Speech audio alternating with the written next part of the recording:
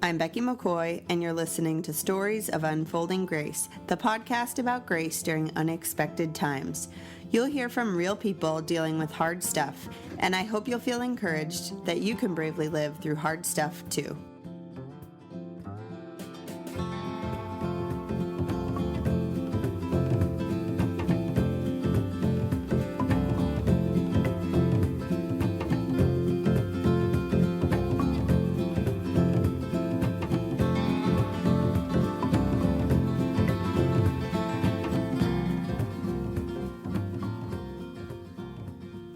This week on Stories of Unfolding Grace, I'm talking with a very special guest about some really hard issues surrounding finances, bankruptcy, and foreclosure. Before we get started, if you could just take a minute to rate and review the podcast wherever you listen to it, that would be a huge help. Thanks so much.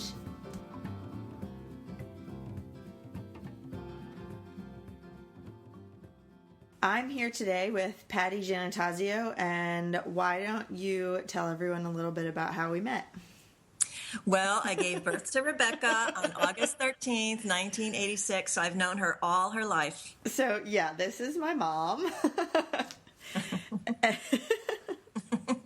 Just makes me giggle. Anyways, why don't you tell us a little bit about a difficult season that you've experienced? It was during the recession in the 90s, and my husband had been laid off, and he had started his own business, which was awesome because it was something he always wanted to do. But then, as anyone knows, when you're starting your own business, you don't have a ton of money to start with. So we ended up applying for and being accepted into a federal program for people like us. And so basically all we had to do was pay our interest on our mortgage during that time. And then after a period of, I think it was 3 years, then we would revert back into paying the principal as well, which was awesome because we were able to do that. And everything was looking great. The business was doing really well until we got a letter in the mail that the bank that was holding our mortgage sold our mortgage to another bank that was not participating in this federal program. So what they wanted was the back pay for the principal for all the previous few years, which ended up being tens of thousands of dollars. Yeah. Which we didn't have. So we had to get an attorney and go to court, and it was all very nerve-wracking, and the only way out for us financially was to file bankruptcy. And that was very, very difficult to swallow because I guess I'd always thought of bankruptcy as for people who weren't responsible and got themselves into big financial problems. And we'd been very responsible financially during the time that we had very limited income, and we worked really hard to just have fun things to do with our kids and to spend money wisely and all of that. But here we were having to file bankruptcy. Mm-hmm. And how did you react to that emotionally? We're extremely frustrated with the situation the way it was because the government was trying to help people like us, and it was working.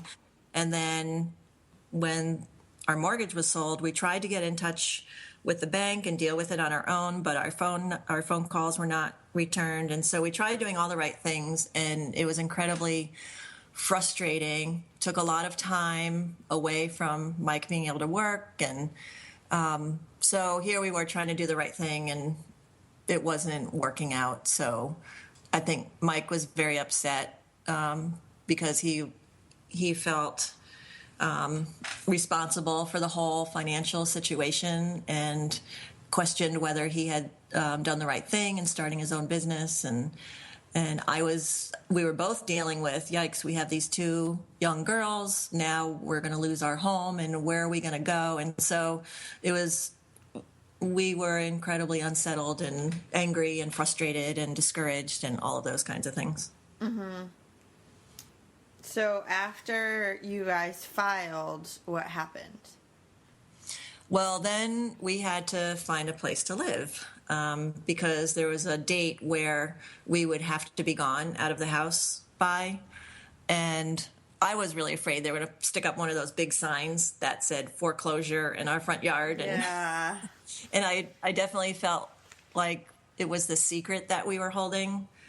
Yeah, because we didn't even talk about this until after Dad passed away a few years ago. Like, I was, Yeah. I don't know, what, like 9 Yeah. or 10? So I was old enough to potentially kind of pick up on what was going on, but I had no idea. Even though you had like breakfast at school and free lunch. Yeah, And, I don't remember any of that. yeah. Yeah. Well, that's good. So there's something about the innocence of childhood to Yeah. just miss that something big was happening. Yeah. So anyway, we had to find a place to live. And of course, whenever you go to rent anywhere, the question on the application is if you've ever filed bankruptcy. Right. So we had to check that box. Yes, we did. And at that point, no one wanted to have anything to do with us. So then we're thinking, well, what are we going to do? And so then it came down to, well, we have to start asking everybody we know, people who know our character and who would understand. But what that meant was we had to be more open about our story, and that hurt our pride individually and as a couple. We prayed a lot, and we chose to believe that God was going to provide for us, and we saw that he did in lots of different ways. And so we just decided to move forward in faith that we keep trying to knock on doors and that eventually the right one would open. So we contacted a friend of a friend who had a house to rent, and when I spoke with her, it was very humbling for me to basically, I felt like I was begging for her to please let us have a place to live. And she wasn't quite sure, but ultimately it worked out. And so one weekend, it was literally a weekend, I was coaching. I was in upstate New York, and I left for the tournament. And then when I came home, I drove to a different house. And Mike and everyone had moved us that weekend. Oh, yeah. Okay. Yeah. And I wasn't a part of it, which was awesome for me, but it was really weird just driving to a different place, and that was going to be our home. What did you struggle with most about losing the house and having to, like you said, just let go of your pride? The idea that I felt like we were responsible adults, that we had done things according to the rules, and it still didn't work out. Like, we were still looked upon, I don't even know how. I mean, it was a pure business decision on the banks. Right. But I felt a little embarrassed, I think. Yeah, for sure. Yeah, definitely embarrassed, and I didn't want anyone to know. And during that time, that's when Grandpa was sick, and he knew a little bit about what we were going through. But I kept assuring him, "Oh, we'll be fine. You know, we will be fine. We have a place to live now, and all of that." So it was definitely outwardly just acting like everything was great, and Right. It was all going to work out just fine. yeah, and inwardly it was a battle of, am I going to trust God for this or not? Because you can't halfway trust. Yeah. I would love to have been able to ask Dad more about this, but you said he really struggled, and I remember him always saying how much he hated that house that we moved into. Yep. And I always thought it was because of the poor construction, which was part of it. Yeah, the flooded basement, and yeah, that was certainly an aspect of why he hated it. But you said he hated it more because of what it symbolized. Yeah, yep, I believe so. Because we had great neighbors, and there were a lot of really good things that happened while we lived there, but it definitely symbolized, I think, in his mind, a failure on his part. Mm-hmm. And shame. Yeah. Yep. Which is crazy, because Dad was one of the hardest working, most honest people ever. Yep. So for him to internalize that so much is such a big thing. Yeah. Yep. Yeah, I think it always bothered him, for sure. What did you struggle with most, and how do you feel like you handled it well or not well? Most was the uncertainty of what was ahead. Definitely just that overarching of, oh my goodness, I have no idea what's coming next. Yeah. Life was unpredictable. We were pretty desperate. Where were we going to end up? Were we going to have to move far away? How is this going to impact us? How's it going to impact the kids? So it was that, how do I live life and continue to move forward when everything is so uncertain all around me? I think that was definitely the hardest part in the big picture. I think the best part about it is that we didn't have money. And so we had to figure out ways to do things very simply. And before Pinterest. Oh. Decades. Yeah. Oh, yeah. Decades before Pinterest. Yeah. So what we did well was, I think we continued living in the midst of the struggle in a way that gave you guys security. And we lived above the circumstances in a way that we could still encourage each other in our marriage, believe in each other. We really came together as a team, Mike and I, and we would come up with a plan, and then, you know, we would determine how we were going to move forward, and then they would do that. And so we did really well growing together and learning how to handle that kind of a situation as a couple. Right, because it could have just driven you apart. Yeah. Easily. And I never, because Mike's business was doing so well, your dad's business, I don't know what to call him. It's okay. Because his business was growing and he was doing so well, that was such a plus, and I really admired and respected him for that.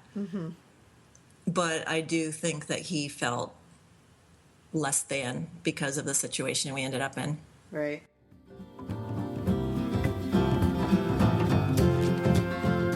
Choosing to live bravely and authentically is important to me, and I'm guessing it's something you are interested in too. You can learn more about my story at my blog, beckylmccoy.com. Stop by and sign up to receive my monthly newsletter. It includes all sorts of interesting tidbits and family updates. Check the show notes for details.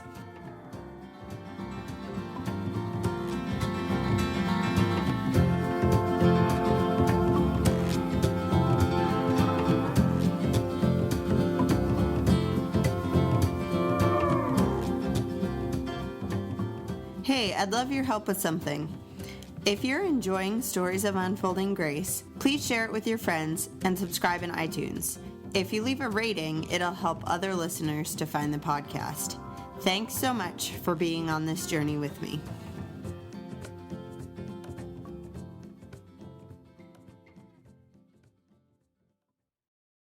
I'm using this definition of grace as good things that happen during really hard times. So what ways would you say that grace was apparent during that season? And make sure you tell the tomato soup story.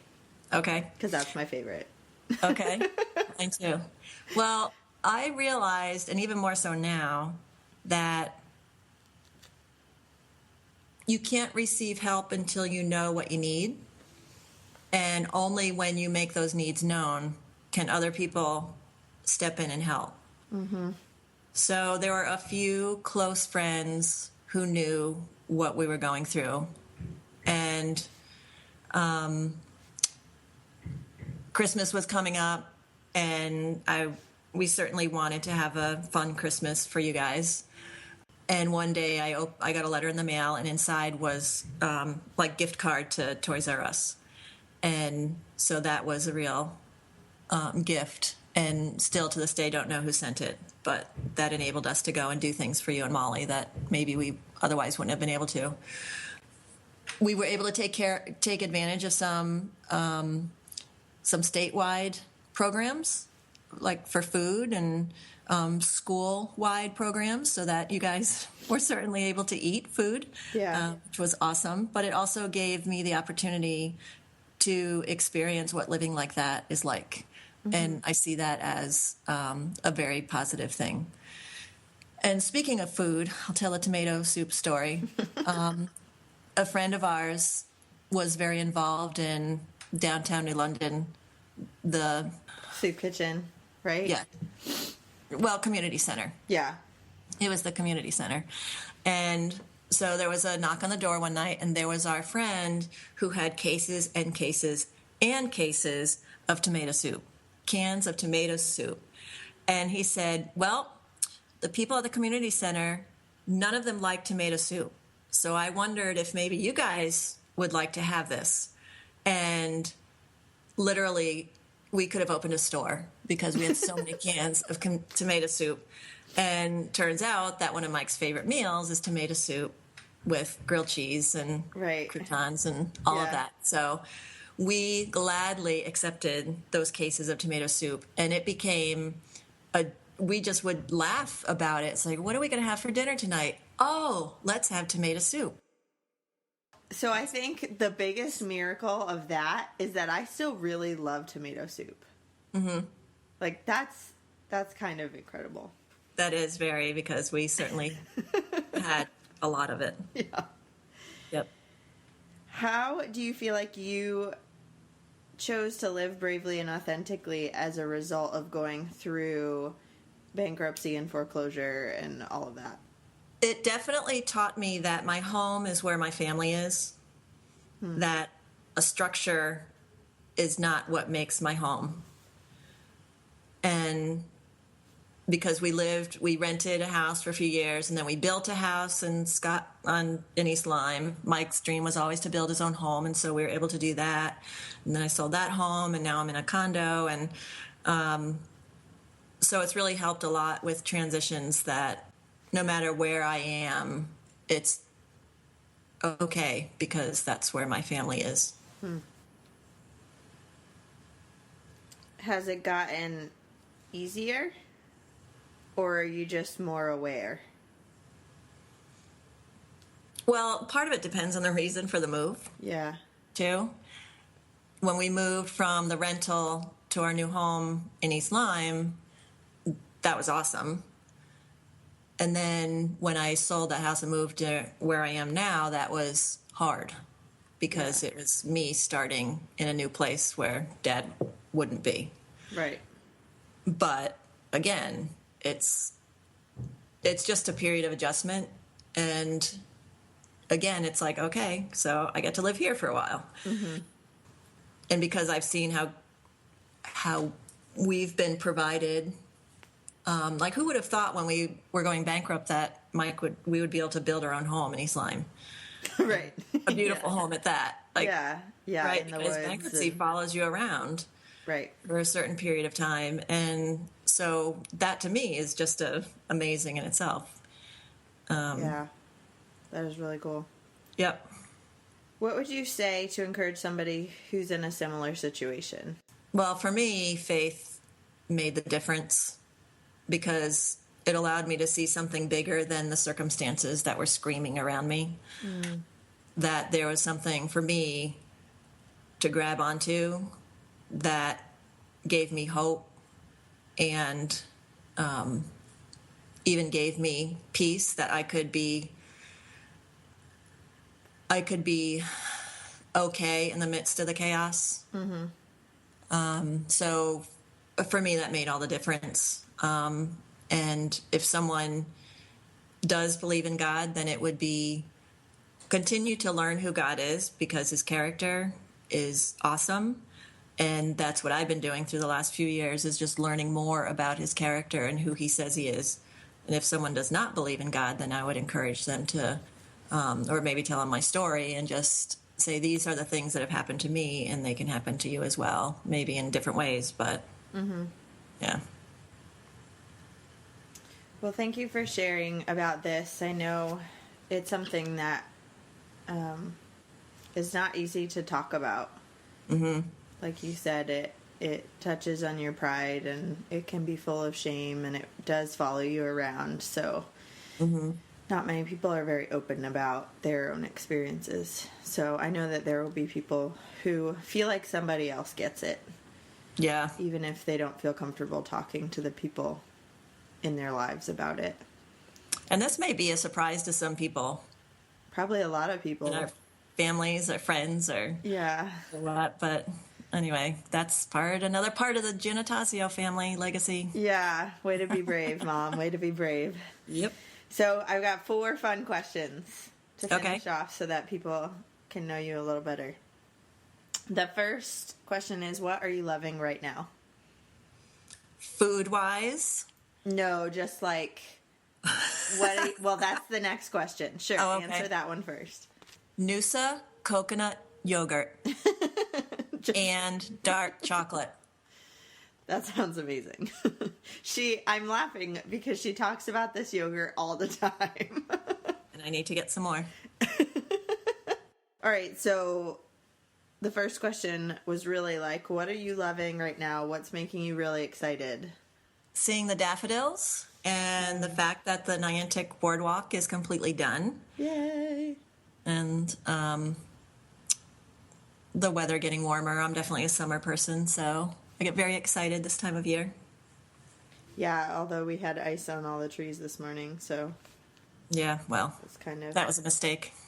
A step in the wrong direction. Kayla was excited to see snow. Yep. Strange. What are you doing to take care of yourself?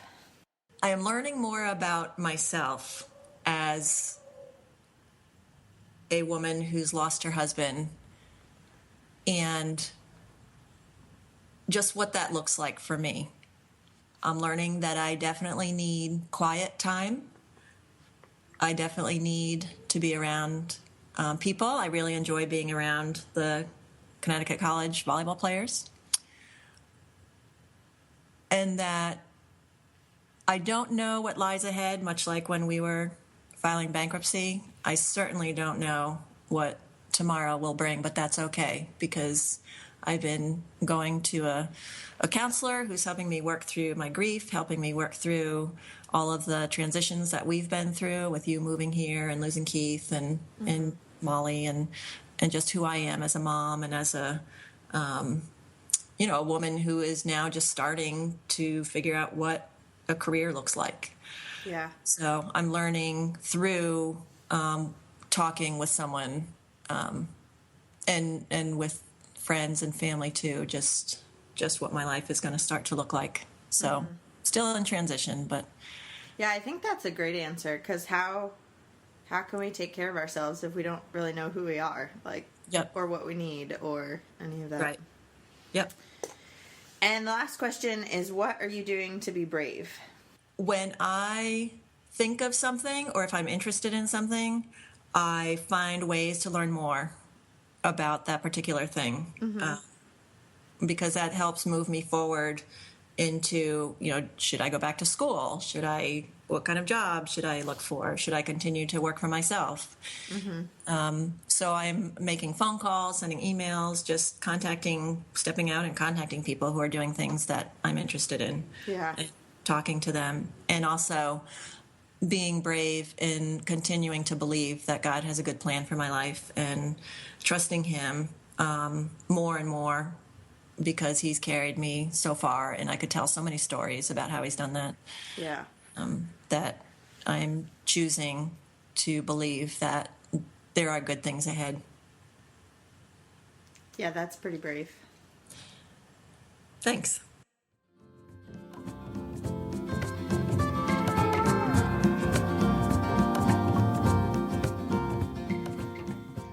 Next week on Stories of Unfolding Grace, I talked to Anna about a time when her family experienced a huge breach of trust. I think I probably still harbor a little bit of guilt, even though I know that it was completely out of my hands. And I don't know if that'll really ever go away, especially as the older sibling. I didn't really know anybody that could relate or that really listened enough without giving me their opinions. So I just kind of kept it bottled up. If you're interested in sharing your story of unfolding grace, head to my blog, beckylmccoy.com, and click on the submissions button. I can't wait to hear from you. Thanks again for joining me. I'm really looking forward to next week.